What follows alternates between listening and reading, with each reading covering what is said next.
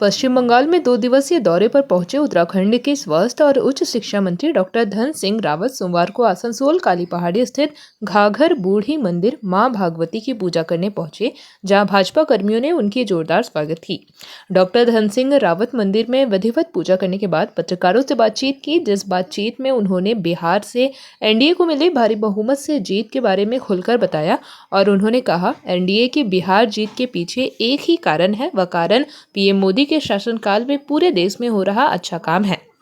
यही कारण है कि बिहार की जनता ने एनडीए को अपना समर्थन दिया, क्योंकि बिहार की विकास एनडीए की कर शक्ति है, जिस पर बिहार की जनता ने अपना मुहर भी लगाई है और भारी मतों से जिताया भी है, जिसके लिए वह बिहार की जनता को ढेर सारी शुभकामनाएं भी दे रहे हैं। इसके अलावा उन्होंने बंगाल में होने वाले 2026 के विधानसभा चुनाव को लेकर कहा कि अभी चुनाव में तो देर है, पर यहाँ की जनता के ऊपर भी कुछ असर पड़ा है। बंगाल की जनता भी यह चाह रही है कि बंगाल में भाजपा की सरकार बननी चाहिए। वहीं बिहार के मुख्यमंत्री नीतीश कुमार को आसनसोल के तृणमूल सांसद शत्रुघ्न सिन्हा द्वारा बधाई दिए जाने के मामले को लेकर उन्होंने कहा कि सभी लोग बधाई दे रहे हैं, सभी लोग नीतीश जी की तारीफ कर रहे हैं, उनके तरह मुख्यमंत्री होने की बात कह रहे हैं। शत्रुघ्न सिन्हा ने भी कहा कि वही शत्रुघ्न सिन्हा के घर वापसी के सवाल पर उन्होंने कहा कि घर वापसी का वह खुद तय करेंगे, पर यह संकेत बहुत अच्छे हैं।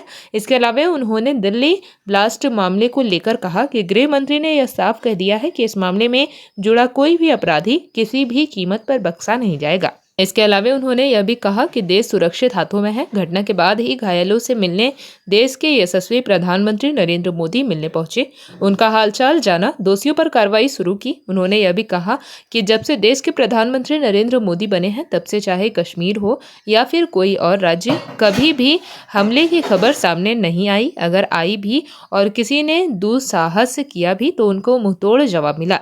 साथ ही उनकी गिरफ्तारियां भी शुरू हुई, उन पर कार्रवाई भी शुरू हुई। उन्होंने साफ कहा कि दोषी किसी भी कीमत पर बख्शे नहीं जाएंगे। देखिए, मैं अभी किस तरह की क्या तैयारी होगी? देखिए, अभी चुनाव तो यहाँ का बंगाल फतह के लिए, देखिए अभी चुनाव तो यहाँ का दूर है, लेकिन मैं कल से यहाँ आया हूँ और जो यहाँ की तासीर का पता चल रहा है, बंगाल के लोग चाहते हैं कि यहाँ भी जो है बीजेपी की सरकार बननी चाहिए।